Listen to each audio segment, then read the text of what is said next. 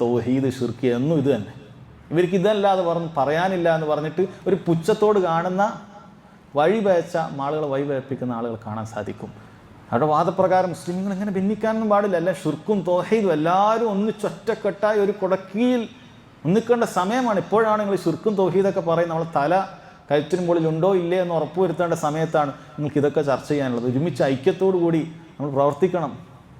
അല്ല, അത് നമ്മൾ ആഗ്രഹിക്കുന്ന കാര്യം തന്നെയാണ്. അള്ളാഹു താലയുടെ ആയത്തിൻ്റെ അടിസ്ഥാനത്തിൽ വഅതസിമു ബിഹബ്ലില്ലാഹി ജമീഅ, നിങ്ങൾ അള്ളാഹുവിൻ്റെ പാർശ്വത്തിൽ ഖുർആനും സുന്നത്തും അനുസരിച്ച് മുറുകെ പിടിക്കണം എന്ന് ആഗ്രഹിക്കുന്നവർ തന്നെയാണ്. പക്ഷേ ഷിർക്കിനെതിരെ താക്കീത് ചെയ്യാതെ തൗഹീദിലല്ലാതെ ഉമ്മത്തിന് ഒരുമിക്കാൻ സാധിക്കുകയില്ല എന്നുള്ളതാണ് വസ്തുത. അതല്ലാത്ത യോജിപ്പ് എന്ന് പറയുന്നത് യഹൂദികളുടെ യോജിപ്പിനോട് തുല്യമാണ്.